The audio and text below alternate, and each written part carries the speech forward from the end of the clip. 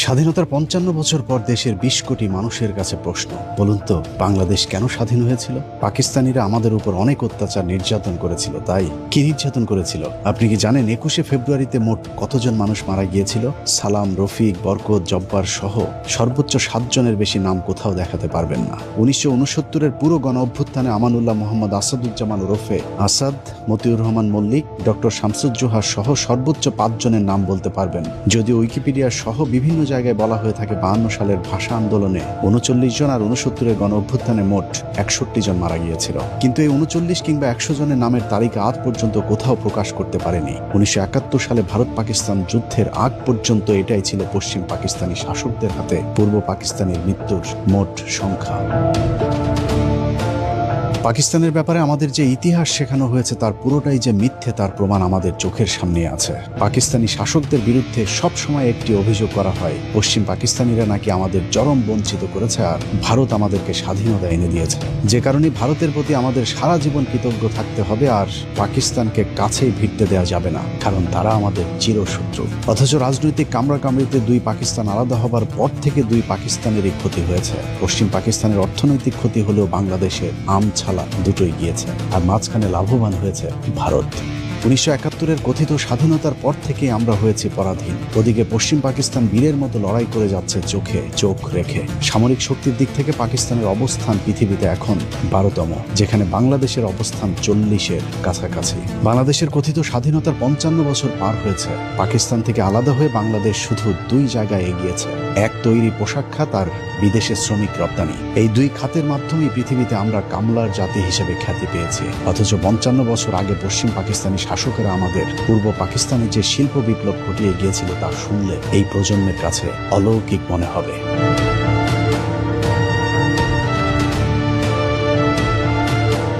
পশ্চিম পাকিস্তান ছিল পৃথিবীর প্রাচীন সভ্যতার অগ্রগামী জনপদের একটি। ১৯৪৭ সালে ব্রিটিশরা ভারত ছেড়ে যাবার সময় বাংলাদেশ অর্থাৎ পূর্ব পাকিস্তানে ছিল শুধু একটি বিশ্ববিদ্যালয়, অথচ পশ্চিম পাকিস্তানে তখন ১১টি বিশ্বের বিখ্যাত বিশ্ববিদ্যালয় ছিল। বিদ্যে বুদ্ধি সব দিক থেকে এগিয়ে থেকেও তারা আমাদের অবহেলা করেনি, বরং টেনে তুলে ধরতে চেয়েছিল। যদিও আমাদের চেতনার যাতনা ২৩ বছরের বেশি দুই পাকিস্তানকে একসাথে থাকতে দেয়নি। পাকিস্তানি শাসকেরা ২৩ বছরে আমাদের পূর্ব পাকিস্তানে যে শিল্প বিপ্লব ঘটিয়েছিল তার পরের ৫৫ বছর পাকিস্তানিদের রেখে যাওয়া সেই শিল্প কলকারখানাগুলো শুধু বন্ধই করা হয়েছে। নতুন করে কোনো শিল্প গড়ে তুলতে পারেনি স্বাধীন বাংলাদেশ। অথচ পাকিস্তান আমলে এদেশে ঘটে গিয়েছিল নীরব এক শিল্প বিপ্লব, যে ইতিহাস আমাদের পুরো এক প্রজন্মকে জানতেই দেওয়া হয়নি। বাংলাদেশের পাটকে পাকিস্তান আমলে বলা হতো সোনালী আঁশ, কিন্তু পাটের স্বর্ণযুগ এমনিতেই আসেনি। পাকিস্তানি শাসকদের পরিকল্পনায় বাংলাদেশে গড়ে তোলা হয়েছিল আদমজি জুট মিল। শুনলে অবাক হবে, নারায়ণগঞ্জ শহরে অবস্থিত আদমজি জুট মিলটি তৎকালীন পৃথিবীর বৃহত্তম পাটকল ছিল। ১৯৫০ সালে প্রতিষ্ঠিত আদমজি জুট মিলটি তৎকালীন পশ্চিম পাকিস্তানের বাওয়া পাটকলের আদলে তৈরি করা হয়েছিল, যেখানে উৎপাদিত উন্নত মানের পাটজাত দ্রব্য সারা পৃথিবীতে রপ্তানি করা হতো। বিশেষ করে ইউরোপের দেশগুলোতে পাকিস্তানের পাটজাত দ্রব্যের ব্যাপক চাহিদা ছিল। স্কটল্যান্ডের ড্যান্ডি শহরের নাম অনুসারে আদমজি জুট মিলকে প্রাচ্যের ড্যান্ডি বলা হতো। সেই প্রতিষ্ঠিত শিল্পটি কথিত দেশ স্বাধীন হবার পর শেখ মুজিবের পরিবারের লুটপাটে ধ্বংস হয়ে গিয়েছে। বাংলাদেশ বর্তমানে শতভাগ কাগজ আমদানি করলেও ৫৫ বছর আগে আমরা কাগজ রপ্তানি করতাম। ১৯৫৩ সালে পাকিস্তান শিল্প উন্নয়ন সংস্থা রাঙামাটি জেলার কাপ্তাই উপজেলার চন্দ্রঘোনায় কর্ণফুলী পেপার মিল প্রতিষ্ঠা করে। তৎকালীন সময়ে এশিয়ার সর্ববৃহৎ কাগজ প্রস্তুতকারক প্রতিষ্ঠান ছিল এটি, যেখানে মোট ৩০,০০০ শ্রমিক কাজ করত। ১৯৫৯ সালে খুলনার খালিশপুরে খুলনা নিউজপ্রিন্ট মিলস লিমিটেড প্রতিষ্ঠা করে পাকিস্তান সরকার। দেশের সর্ববৃহৎ এই নিউজপ্রিন্ট কাগজ মিলটিতে বছরে ৫০,০০০ মেট্রিক টন কাগজ উৎপাদিত হতো। দেশ স্বাধীন হবার পর সেই মিলটিও বন্ধ করে দেওয়া হয়। এছাড়া ১৯৫০ সালে ঢাকা জুট মিলস, একই বছরে খুলনা জুট মিলস, ১৯৫৩ সালে চট্টগ্রামের আমিন জুট মিলস এবং কর্ণফুলী রেয়ন মিল, চন্দ্রঘোনা পেপার মিল, প্রগতি ইন্ডাস্ট্রিজ, ইস্পাহানি কটন মিলস এবং ১৯৬৮ সালে বাংলাদেশের একমাত্র তেল শোধনাগার ইস্টার্ন রিফাইনারিও বাংলাদেশের উপর নির্যাতনকারী পশ্চিম পাকিস্তানিরাই তৈরি করেছিল। ৫৫ বছরে আর একটিও তেল শোধনাগার তৈরি করতে পারেনি কথিত স্বাধীন দেশের সরকার। পূর্ব পাকিস্তানের বিদ্যুতের চাহিদা পূরণে কাপ্তাই জলবিদ্যুৎ, কর্ণফুলী বিদ্যুৎ উৎপাদন কেন্দ্র, শাহজিবাজার বিদ্যুৎ উৎপাদন কেন্দ্র, আশুগঞ্জ বিদ্যুৎ উৎপাদন কেন্দ্র প্রতিষ্ঠান করে পাকিস্তান সরকার। পূর্ব পাকিস্তান এক মহাশিল্প বিপ্লবের দিকে এগিয়ে যাচ্ছিল। শিল্পায়নে লক্ষ্যে east Pakistan industries development corporation প্রতিষ্ঠা করা হয়। চট্টগ্রাম বন্দরটি মোঘল আমলের কার্যক্রম চালু হলেও এর মূল অবকাঠামো এবং আধুনিকায়নের কাজ করে পাকিস্তান সরকার। 1960 সালে চট্টগ্রাম বন্দর কমিশনারকে চট্টগ্রাম বন্দর ট্রাস্ট হিসাবে মর্যাদা দেওয়া হয়। এছাড়া মংলা সমুদ্র বন্দর, Gazipur machine tools factory, Gazipur সমরাস্ত্র কারখানা, তেজগাঁ শিল্প এলাকা, হাজারীবাগ ট্যানারি শিল্পাঞ্চল, খুলনার খালিশপুর শিল্প এলাকা, চিটাগাং ড্রাই ডক সবই করেছিল আমাদের উপর নির্যাতনকারী পশ্চিমা শাসক গোষ্ঠী। অনেক চেতনাধারীরা আবার বলে থাকে পূর্ব পাকিস্তানের মিল কল কারখানায় উপার্জিত অর্থ নাকি পশ্চিম পাকিস্তানিরা সব নিয়ে যেত, কিন্তু পূর্ব পাকিস্তানের কোনো উন্নয়ন তারা করত না। চলুন পশ্চিম পাকিস্তানিরা এদেশের মানুষের কল্যাণে কতটা আন্তরিক ছিল সেটা একটু দেখা যাক। প্রথমে শিক্ষা থেকে শুরু করা যাক। দেশের সর্বোচ্চ বিদ্যাপীঠ ঢাকা বিশ্ববিদ্যালয় ব্রিটিশ আমলে প্রতিষ্ঠা লাভ করলেও এর বেশিরভাগ সম্প্রসারণ হয়েছে পাকিস্তান আমলে। শিক্ষার মানের দিক থেকে ঢাকা বিশ্ববিদ্যালয় ছিল পৃথিবীর 100 বিশ্ববিদ্যালয়ের তালিকায়, যে কারণে পাকিস্তান আমলে ঢাকা বিশ্ববিদ্যালয়কে বলা হতো প্রাচ্যের অক্সফোর্ড। কথিত স্বাধীনতার পর পাকিস্তানের চিহ্ন মুছে ফেলার সাথে সাথে বিশ্ববিদ্যালয়ের নাম ডাকও মুছে ফেলা হয়েছে। এক সময়ের 100 বিশ্ববিদ্যালয়ের তালিকায় থাকা প্রতিষ্ঠানটি এখন 1000-এর তালিকাতেও নেই। ঢাকা বিশ্ববিদ্যালয় প্রতিষ্ঠায় যারা গুরুত্বপূর্ণ ভূমিকা রেখেছিলেন তাদের মধ্যে অন্যতম মোহাম্মদ আলী জিন্নাহ। তার ব্যাপক অবদানের কারণে ঢাকা বিশ্ববিদ্যালয়ের একটি হলের নাম রাখা হয়েছিল জিন্নাহ হল। অথচ ঢাকা বিশ্ববিদ্যালয় প্রতিষ্ঠার বিরোধিতা করা রবীন্দ্রনাথকে পুজো করে সেই জিন্নাহকে বানানো হয়েছে ভিলেন। এমনকি মোহাম্মদ আলী জিন্নাহর হলটির নাম পরিবর্তন করে 1971 সালে সূর্য সেন হল রাখা হয়েছে। যদিও রবীন্দ্রনাথের মতো সূর্য সেনও আজীবন পূর্ব বাংলার মুসলমানদের বিরোধিতা করেছিলেন। পাকিস্তানের বিখ্যাত কবি আল্লামা ইকবালের নামে 1957 সালে ইকবাল হল স্থাপিত হয়। 1972 সালে ওই হলের নাম পরিবর্তন করে সার্জেন্ট জহুরুল হলের নামে নামকরণ করা হয়। অথচ এই জহুরুল হক ছিল ভারতীয় গোয়েন্দা সংস্থার একজন চর। শেখ মুজিবের সাথে আগরতলা ষড়যন্ত্র মামলার আসামিও ছিল এই ভারতীয় এজেন্ট জহিরুল হক। এভাবে বিশ্ববিদ্যালয়ের সর্ববৃহৎ হল মহসিন হল সহ বেশিরভাগ অবকাঠামো প্রতিষ্ঠিত হয় পাকিস্তান আমলে। ঢাকা বিশ্ববিদ্যালয়ের পাকিস্তান আমলে কতটা জৌলুস ছিল তার প্রমাণ স্যার পিজে হাট ইন্টারন্যাশনাল হল প্রতিষ্ঠা। ঢাকা বিশ্ববিদ্যালয়ে পাকিস্তান আমলে এত বেশি বিদেশি শিক্ষার্থী আসতে শুরু করেছিল, তাদের আবাসনের জন্য একটি হল নির্মাণের প্রয়োজনীয়তা দেখা দেয়, যে কারণে 1966 সালে ইন্টারন্যাশনাল হোস্টেল নামে আলাদা একটি ছাত্রাবাস করা হয়েছিল। স্বাধীনতার পর আওয়ামী লীগ হোস্টেলটির নাম স্যার পিজে হাট ইন্টারন্যাশনাল নামকরণ করে। ঢাকা বিশ্ববিদ্যালয়ের আদলে 1953 সালে রাজশাহী বিশ্ববিদ্যালয়, 1966 সালে চট্টগ্রাম বিশ্ববিদ্যালয় এবং 1970 সালে জাহাঙ্গীরনগর বিশ্ববিদ্যালয় প্রতিষ্ঠা করে পাকিস্তান সরকার।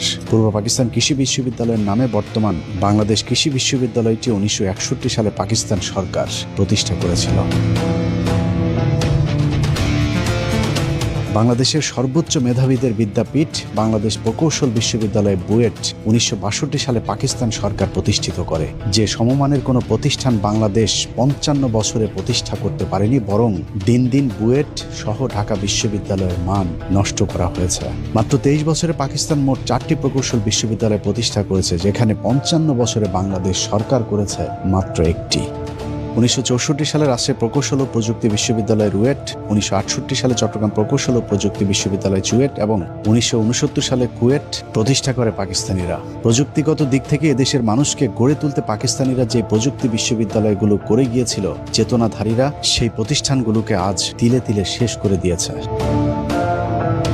পাকিস্তানের সামরিক কর্মকর্তা এবং সাবেক প্রেসিডেন্ট আইয়ুব খানের 11 বছরের শাসনকাল ছিল বাংলাদেশের স্বর্ণযুগ। তৎকালীন পূর্ব পাকিস্তানে উন্নয়নের এক পসরা সাজিয়ে বসেছিল পাকিস্তান সরকার। ঢাকা শহরে Notre Dame college, residential college, Viqarunnisa Noon school and college সহ শীর্ষ 21টি কলেজ প্রতিষ্ঠা ছাড়াও ময়মনসিংহের Ananda Mohan college, Rangpur Carmichael college, Pabna Edward college, বরিশালের বিএম কলেজ, কারিগরি ও বিশেষায়িত কলেজ সহ অসংখ্য মানসম্পন্ন শিক্ষা প্রতিষ্ঠান প্রতিষ্ঠা করেছিল আইয়ুব খানের সরকার। যে সমমানের কলেজ 55 বছরে নতুন করে একটিও করতে পারেনি কথিত স্বাধীন দেশের সরকার প্রধানেরা।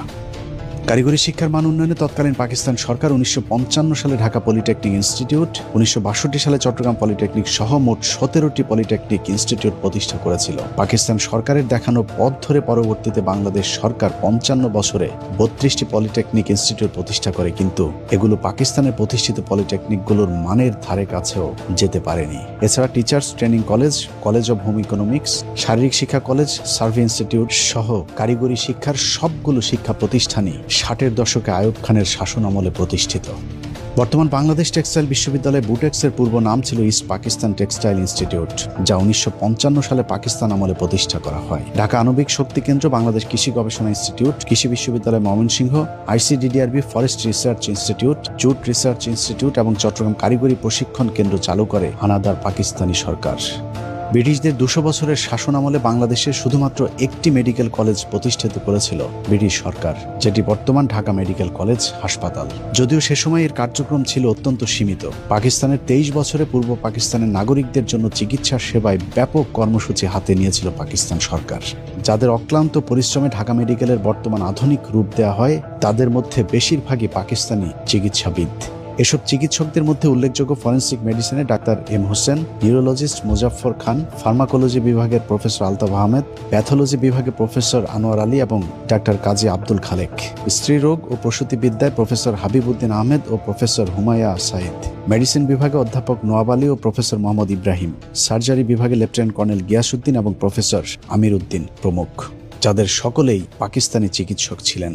ঢাকা মেডিকেল ছাড়াও 1957 সালে চট্টগ্রাম মেডিকেল কলেজ, 1958 সালে রাজশাহী মেডিকেল কলেজ, 1962 সালে ময়মনসিংহ মেডিকেল কলেজ, একই বছর সিলেট মেডিকেল কলেজ এবং পরের বছর 1963 সালে স্যার সলিমুল্লাহ মেডিকেল কলেজ সবই পাকিস্তান সরকার প্রতিষ্ঠিত করেছিল। এছাড়া শেরেবাংলা মেডিকেল কলেজ প্রতিষ্ঠা করা হয় 1968 সালে, রংপুর মেডিকেল কলেজ প্রতিষ্ঠা করা হয় 1970 সালে, 1965 সালে institute of post graduate medical research বা IPGMR প্রতিষ্ঠা করে পাকিস্তান সরকার, বর্তমানে যেটিকে আমরা পিজি হাসপাতাল হিসেবে চিনি। 55 বছরে এই মানের কোনো পোস্ট গ্রাজুয়েট রিসার্চ ইনস্টিটিউট প্রতিষ্ঠা করতে পারেনি বাংলাদেশের সরকারেরা। কম্বাইন্ড মিলিটারি হসপিটাল বা CMH হাসপাতালের পূর্ব নাম ছিল পাকিস্তানের প্রেসিডেন্ট ইস্কান্দার মির্জা হাসপাতাল নামে। একইভাবে চট্টগ্রাম, বগুড়া, যশোর, কুমিল্লা, সিলেট, সাভার, ঘাটাইল, চট্টগ্রাম সহ সবখানেই নাম পরিবর্তন করে CMH রাখা হয়েছে, কিন্তু এর আসল কারিগর ছিল পাকিস্তান সরকার।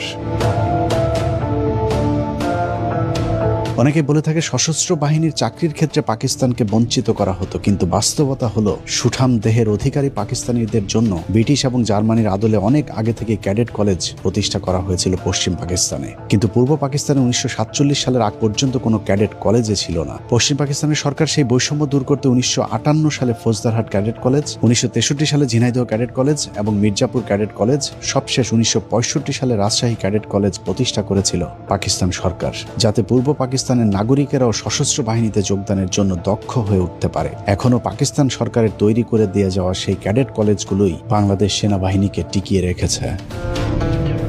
এছাড়া দক্ষ নৌবাহিনী গড়ে তোলার লক্ষ্যে 1962 সালে প্রতিষ্ঠা করা হয় দ্য মার্কেন্টাইল মেরিন একাডেমি, বর্তমানে যার নাম বাংলাদেশ মেরিন একাডেমি। সেটি এখন পর্যন্ত দেশের নৌবাহিনীর প্রধান শক্তির উৎস। বাংলাদেশকে একটি আধুনিক ও শিল্পোন্নত পরিকল্পিত দেশ হিসেবে গড়ে তুলতে পাকিস্তান সরকার যা যা করা প্রয়োজন সবই শুরু করেছিল। ঢাকা শহরের গুলশান, বনানী, ধানমন্ডির মতো পরিকল্পিত আবাসিক এলাকাগুলো পাকিস্তান সরকারের পরিকল্পনায় করা।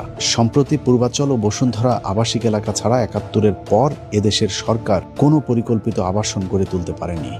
অবকাঠামোগত দিক থেকে বাংলাদেশের স্বর্ণযুগ ছিল পাকিস্তান আমল। ঢাকা চট্টগ্রাম, ঢাকা রাজশাহী, ঢাকা সিলেট, ঢাকা খুলনা সহ দেশের প্রায় সবকটি মহাসড়ক পাকিস্তান আমলে নির্মাণ করা হয়েছিল। এছাড়াও দেশের গুরুত্বপূর্ণ প্রায় সকল অবকাঠামোগুলো পাকিস্তান সরকারের করা, যেমন 1968 সালে চালু করা হয় কমলাপুর স্টেশন, যা তৎকালীন পৃথিবীর অন্যতম নির্মাণ শৈলীর একটি। শাসন ব্যবস্থায় সমতার লক্ষ্যে পাকিস্তান সরকার 1961 সালে জাতীয় সংসদ ভবনের নির্মাণ শুরু করে, যা এখনও আধুনিক স্থাপত্য হিসেবে বিবেচিত হয়। এছাড়া বায়তুল মোকাররম, ইসলামিক একাডেমি বা বর্তমান ইসলামিক ফাউন্ডেশন, মিরপুর চিড়িয়াখানা, কুর্মিটোলা বিমানবন্দর, বাংলা একাডেমি, রামপুরা টেলিভিশন ভবন, ঢাকা স্টেডিয়াম, ঢাকা জাদুঘর, হোটেল ইন্টারকন্টিনেন্টাল সহ বেশিরভাগ প্রতিষ্ঠানগুলো পাকিস্তান সরকারের হাত ধরে প্রতিষ্ঠিত। কথিত স্বাধীনতার পর শেখ পরিবার আর আওয়ামী লীগের দলীয়করণ আর লুটপাটে নতুন কোনো প্রতিষ্ঠান গড়তে পারেনি, বরং পাকিস্তানে রেখে যাওয়া প্রতিষ্ঠানগুলোকে ধ্বংস করে দেওয়া হয়েছে দিন দিন।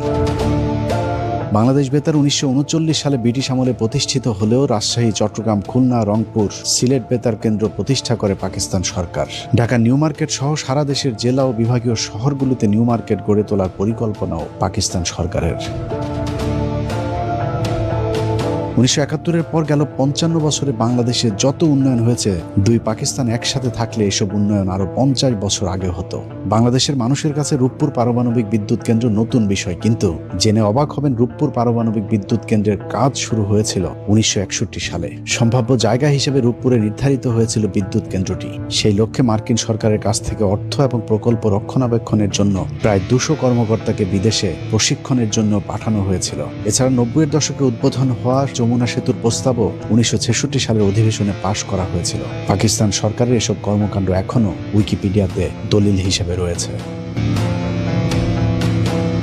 শুধু অবকাঠামোগত উন্নয়ন নয়, বাংলাদেশের সব অর্জনের গোড়াপত্তন হয়েছিল পাকিস্তান আমলে। আর কথিত স্বাধীনতার মধ্য দিয়ে আমরা সব হারিয়েছি। এই ধরুন 60-70-এর দশকে পশ্চিম পাকিস্তানিরা পূর্ব পাকিস্তানের ফুটবল আর ক্রিকেটে যে উন্নয়ন করে দিয়ে গিয়েছিল, তারই ধারাবাহিকতায় 80-90-এর দশক পর্যন্ত চলেছে বাংলাদেশ। 90-এর দশক পর্যন্ত ফুটবলের যে জনপ্রিয়তা ছিল, সেই ধারাবাহিকতা রক্ষা করতে পারলে বাংলাদেশ এখন হয়তো বিশ্বকাপের মঞ্চে খেলত। তৎকালীন সময়ে আবাহনী মোহামেডান ফাইনাল খেলাকে কেন্দ্র করে সরকারি ছুটি পর্যন্ত দিতে বাধ্য হয়েছিল তখনকার সরকার। অনেকেই বলে থাকেন পূর্ব পাকিস্তানিদের নাকি তেমন পাত্তা দিত না পশ্চিম পাকিস্তানিরা, অথচ 1970 সালেও যুক্ত পাকিস্তান ফুটবল দলের অধিনায়ক ছিলেন বর্তমান সংসদের মাননীয় স্পিকার মেজর হাফিজউদ্দিন আহমেদ। ফুটবলের সেই সোনালী সময় এখন আর নেই। 1997 সালে কেনিয়ার সাথে নাটকীয়ভাবে আইসিসির সেই ম্যাচ না জিতলে ক্রিকেটেও হয়তো বাংলাদেশ একদিন হারিয়ে যেত। অথচ ক্রিকেটের উন্নয়নও সেই পাকিস্তানের হাত ধরেই শুরু হয়েছিল। বাংলাদেশের জীবন্ত কিংবদন্তি রাকিবুল হাসান সহ যেসব তারকাদের হাত ধরে বাংলাদেশ ক্রিকেট উঠে দাঁড়িয়েছিল, তারা সবাই পাকিস্তান জাতীয় ক্রিকেট দলের সদস্য। তাদের কারণে আমরা আজ বিশ্ব ক্রিকেটের শক্তিশালী দল হিসেবে পরিচিতি পেয়েছি।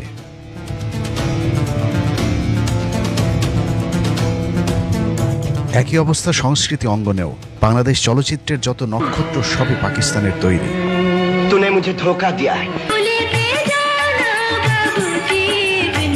স্বাধীনতার পর 1.5 দশকে সেই ধাক্কাতেই চলেছে বাংলাদেশ। কথিত স্বাধীনতার মাধ্যমে আমরা পেয়েছি জাহেদ খান আর মমতাজদের মতো শিল্পী। বাংলাদেশের পাকিস্তান আমলে পাওয়া সব অর্জন ধ্বংস করে বাংলাদেশের মানুষ এখন পুরোপুরি ভারতের সংস্কৃতি নির্ভর হয়ে উঠেছে।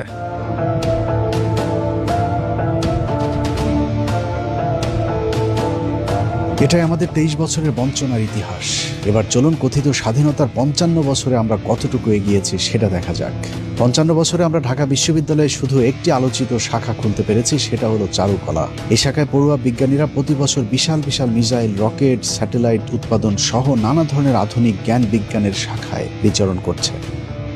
55 বছরে বাংলাদেশ সবচেয়ে বেশি এগিয়েছে নারীদের ক্ষমতায়নে। প্রতিটি অফিস আদালতে এখন নারীরা সেখানকার পুরুষদের লালসার শিকার। দেশ পেরিয়ে নারীদেরকে এখন পাঠানো হচ্ছে বিদেশে, সেখানে সকালে বাবার, দুপুরে ছেলের আর রাতে মেয়ে জামাইয়ের ধর্ষণের শিকার হচ্ছে আমাদের মা বোনেরা। আরেকটি খাতে উন্নতি হয়েছে, তা হলো তৈরি পোশাক শিল্প। অন্যের সুতা, অন্যের কাপড়, অন্যের করা অর্ডার বাংলাদেশে এনে কাপড় তৈরির পর অন্যের কাছে পাঠিয়ে দিয়ে যে আয় রোজগার হয়, তা দিয়ে বাংলাদেশের কিছু গার্মেন্টস ব্যবসায়ীর পকেট ভারী হয়, কিন্তু দেশের কিংবা গার্মেন্টস শ্রমিকদের কোনো উন্নতি হয় না। ইদানিং টিকটক শিল্পের ব্যাপক বিস্তার ঘটেছে। ঘরে ঘরে এখন টিকটকার, নারী পুরুষের অশালীন অঙ্গভঙ্গি আর বেহাইয়াপনায় ছেয়ে গেছে সোশ্যাল মিডিয়া। সব মিলিয়ে চারিদিকে পরকীয়া, বিবাহ বিচ্ছেদ, পারিবারিক অশান্তি যেন এক মহামারী রূপ ধারণ করেছে। ভণ্ড রাজনীতিবিদদের বক্তৃতায় আমাদেরকে বীরের জাতি হিসেবে পরিচয় দিলেও সারা দুনিয়ায় আমাদেরকে বানিয়ে রাখা হয়েছে ভিখারির জাতি। কোথাও এই জাতিকে সম্মান দেওয়া হয় না। কথিত স্বাধীনতার পর সবচেয়ে বেশি লাভ যেটা হয়েছে তা হলো শেখ পরিবারের। শেখ পরিবার আর আওয়ামী লীগের লুটপাটের স্বাধীনতার পর 3.5 বছরে না খেয়ে মারা যায় 15 লাখ মানুষ। আওয়ামী লীগের তৈরি রক্ষী বাহিনীর নৃশংসতায় মারা গিয়েছিল আরো 45,000 মানুষ। পাকিস্তানিদের 23 বছরে পুরো পূর্ব পাকিস্তানের ধর্ষণের মামলা হয়েছিল মাত্র 1,674টি। আর কথিত স্বাধীনতার পর শুধুমাত্র 75 পর্যন্তই বাংলাদেশে মোট ধর্ষণের মামলার সংখ্যা ছিল 11,326টি। তারপরেও এই স্বাধীনতাকে বাঙালির চরম পাওয়া হিসাবে প্রতিষ্ঠিত করা হয়েছে, আর পাকিস্তানকে বানানো হয়েছে চিরশত্রু। কথিত সেই স্বাধীনতা যুদ্ধেরও প্রতিটি পরতে পরতে রয়েছে মিথ্যা আর অসত্যের ধূম্রজাল। বলা হয়ে থাকে পাকিস্তানিরা আমাদের 30 লাখ মানুষকে হত্যা করেছে, 2 লাখ মা বোনদেরকে ধর্ষণ করেছে। অথচ 30 লাখ মানুষ মারা গেলে প্রতি গ্রামে অন্তত 45 জন করে মানুষ মারা যাবার কথা, কিন্তু 45 গ্রামে খুঁজেও পাকিস্তানি হানাদার বাহিনীর হাতে মৃত্যুবরণ করেছে এমন একজন মানুষকেও খুঁজে পাওয়া যাবে না। এইটা এলে না ওই যে মুক্তিযোদ্ধার চার দোকানদার যে মহিলা ও কি বীরাঙ্গনা নেই 71 সালে জন্ম হইতো হয়নি। চৌগাছা এলাকা হলো যশোর একটা অংশ যেখানে ট্যাঙ্ক যুদ্ধ হয়েছে। এখানে 10 জন নারীর ধর্ষণের কথা বলা হয়েছে। আমি সরজমিনে যাই, কোনো নারীকে পাই নাই। নারী পাওয়া গেছে, কেউ স্বীকার করে না আমরা রেপ হয়নি, মিথ্যা কথা। কথিত 30 লাখ শহীদের 30,000-এর নামও আজ পর্যন্ত কোনো সংস্থা দিতে পারেনি। এমনকি বাংলাদেশ সরকারের পক্ষ থেকে বারবার আবেদন করার পরেও জাতিসংঘ 1971 সালের মুক্তিযুদ্ধের ঘটনাকে গণহত্যা হিসেবে স্বীকৃতি দেয়নি। তারপরেও ভারতের তৈরি করা ইতিহাসের গীত আমরা 55 বছর ধরে গেয়েই চলেছি। 2 লাখ ধর্ষণের যে আজগুবি গল্প বানানো হয়েছিল সেগুলিও মিথ্যা, ভিত্তিহীন। সারা দেশে ঘুরে যে কজন কথিত বীরাঙ্গনা পাওয়া যাবে তারাও এলাকায় চিহ্নিত দেহ ব্যবসায়ী। কেউ কেউ সরকারি ভাতার জন্য নিজেদের নামের সাথে যুদ্ধের সময় মুজিবের সাথে কোথায় দেখা হচ্ছিল আপনাদের? গোপালগঞ্জে। গোপালগঞ্জ না ঢাকা বয়ে জানি প্রত্যেকটি না হলে 2 থেকে 500 আমি মারছি। এভাবে পাকিস্তানিদের সাথে আমাদের চরম দূরত্ব তৈরি করে আমাদেরকে পরাধীন করে রেখেছে ভারত। একটি স্বাধীন জাতি হিসেবে ন্যূনতম সম্মানটুকু আমাদের নেই। পৃথিবীর সবচেয়ে ভয়ঙ্করতম সীমান্তে আমরা বসবাস করি, যেখানে প্রতিদিন পাখির মতো মানুষ হত্যা করলেও তার কোনো বিচার নেই। অথচ পাকিস্তান আর্থিকভাবে খুব সচ্ছল হতে না পারলেও তারা সম্মান নিয়ে বেঁচে আছে। 71-এর যুদ্ধের ধকল এখনো কাটিয়ে উঠতে পারেনি দেশটি। যদিও পাকিস্তানের ব্যাপারে আমাদেরকে যেভাবে জানানো হয় পরিস্থিতি তার সম্পূর্ণ বিপরীত। বাংলাদেশের মানুষকে, বিশেষ করে শাহরিয়ার কবির, বাংকার যোদ্ধা, জাফর ইকবালদের মতো কিছু প্রগতিশীলদেরকে যদি জিজ্ঞেস করা হয় পাকিস্তান সম্পর্কে 2-4 লাইন বলে যান, তাহলে তারা আপনার সামনে যে চিত্র তুলে ধরবে তা যদি সার সংক্ষেপ করা হয় তাহলে ঠিক এমন দাঁড়াবে। পাকিস্তান অত্যন্ত গরিব, পিছিয়ে পড়া একটি দেশ। এই দেশে স্কুল, কলেজ কিছুই নেই, শুধু কয়েকটি কওমি মাদ্রাসা আছে যেখানে ককটেল বানানোর প্রশিক্ষণ দেওয়া হয়। যেই ককটেল দিয়ে ভারতের সাথে সীমান্তে তারা যুদ্ধ করছে। পাকিস্তানে কোনো মিল, কল কারখানা কিছুই নেই, যে কারণেই তারা তাদের নিত্য প্রয়োজনীয় জিনিস থেকে শুরু করে ইলেকট্রিক পণ্য, এমনকি মোটরসাইকেল, গাড়ি সবই বাংলাদেশ থেকে আমদানি করে। ওই দেশে কোনো রাস্তাঘাট, ফ্লাইওভার তো দূরের কথা, পায়ে হাঁটার মতো কোনো রাস্তাও তৈরি করতে পারেনি পাকিস্তান সরকার। পাকিস্তানের নারীরা কাঁথা কম্বল গায়ে দিয়ে রাস্তায় বের হয়। লেখাপড়া, চাকরি বাকরি তো দূরের কথা, কোনো নারী রাস্তায় বের হলেই তার গলা কেটে ফেলে পাকিস্তানিরা। কিন্তু বাস্তবতা অন্যরকম। পাকিস্তান এখন পৃথিবীর অন্যতম পরাশক্তি। তারা নিজেরাই এখন ফাইটার জেট তৈরি করছে। মহাকাশেও আমেরিকা, চীনের সাথে তাল মিলিয়ে চলছে পাকিস্তান। ভারতের সাথে পাল্লা দিয়ে সামরিক খাতে বিশাল বিনিয়োগের কারণে অন্যান্য ক্ষেত্রে কিছুটা পিছিয়ে পড়লেও তাদের অবকাঠামোগত উন্নয়ন ঈর্ষণীয়। বিশাল বিশাল সেতু, সড়ক, মহাসড়ক, পর্যটন জোন, চীনের সাথে পৃথিবীর সবচেয়ে ব্যয়বহুল কারাকোরাম হাইওয়ে থেকে শুরু করে কি নেই এখন পাকিস্তানের। দক্ষিণ এশিয়ার সবচেয়ে পরিকল্পিত শহর পাকিস্তানের রাজধানী ইসলামাবাদ। পাকিস্তানের উত্তরাঞ্চলে অবস্থিত গিলগিট বালগিস্তানকে বলা হয় প্রাচ্যের সুইজারল্যান্ড। পাকিস্তানের এত সব সফলতার পরেও ভারতীয় মিডিয়ার দাপটে বিশ্বের বুকে কোন ঠাসা দেশটি। ভারতের অর্থে পাকিস্তানের ভেতরে বিভিন্ন সন্ত্রাসী সংগঠন ইসলামের নামে সন্ত্রাসবাদ চালিয়ে যাচ্ছে। পৃথিবীর কাছে পাকিস্তানকে উপস্থাপন করা হয়েছে এক সন্ত্রাসবাদী রাষ্ট্র হিসেবে, যে কারণে সারা বিশ্বে নেতিবাচক রূপে উপস্থাপিত হচ্ছে পাকিস্তান। সে একই কৌশল বাংলাদেশেও বাস্তবায়নের ষড়যন্ত্র চালিয়ে যাচ্ছে ভারত। এর আগে 5ই আগস্টের আগে কৃত্রিম জঙ্গি নাটক সাজিয়ে বাংলাদেশের মানুষকে হত্যা করেছে তারা। কিন্তু 5 তারিখের পর আওয়ামী লীগ নেই, জঙ্গিও নেই। পুরাতন কৌশলে সুবিধা করতে না পেরে তেহরিকি তালেবানের নামে ভারতীয় গোয়েন্দা সংস্থা নতুন খেলা শুরু করেছে, কিন্তু সেখানেও বাঁধ সেজেছে পাকিস্তান। ভারতীয় সেই ষড়যন্ত্রের হাত থেকে পাকিস্তান বাংলাদেশকে বাঁচিয়েছে, যে কারণে বাংলাদেশের আসন্ন বিপদ থেকে বাঁচার জন্য পাকিস্তানের সাথে এক হয়ে লড়তে হবে ভারতের বিরুদ্ধে। 2 পাকিস্তান একসাথে থাকার 23 বছরে পশ্চিম পাকিস্তানিরা আমাদের সাথে কি আচরণ করেছে সেটা শুরুতেই আলোচনা করা হয়েছে। তারপরেও যুক্তির খাতিরে মনে করুন পাকিস্তান আমাদের সাথে অনেক বৈষম্য করেছে, তারপরেও পাকিস্তানকে আমাদের দরকার, কারণ শত্রুর শত্রু সব সময় বন্ধু। পাকিস্তান বাংলাদেশকে সব ধরনের সামরিক সহযোগিতা দিতে প্রস্তুত। অতএব পাকিস্তানকে আমাদের বন্ধুর মতো পাশে চাই। যারা 71-এর অজুহাতে পাকিস্তানের সাথে বাংলাদেশের সম্পর্ক নষ্ট করতে চাইবে তারাই ভারতীয় আসল দালাল। তারা সব সময় চায় আমরা ভারতের মুখাপেক্ষী হয়ে থাকি। 71 সালের যুদ্ধকে বারবার টেনে এনে 2 পাকিস্তানের মধ্যে সম্পর্কের ফাটল ধরানো হয়। পাকিস্তানের মানুষ যখন পারমাণবিক শক্তি অর্জন করে মঙ্গল গ্রহে যাবার গবেষণা করছে, চেতনার বাংলাদেশ তখন মঙ্গল শোভাযাত্রা নিয়ে ব্যস্ত। অতএব সময় এসেছে সিদ্ধান্ত নেবার। মাথা উঁচু করে থাকতে চায় বাঙালি জাতি। পরাধীন হয়ে পৃথিবীর কোনো শক্তির কাছেই মাথা নত না করে সোজা হয়ে দাঁড়াতে চাই। আল্লাহ হাফেজ।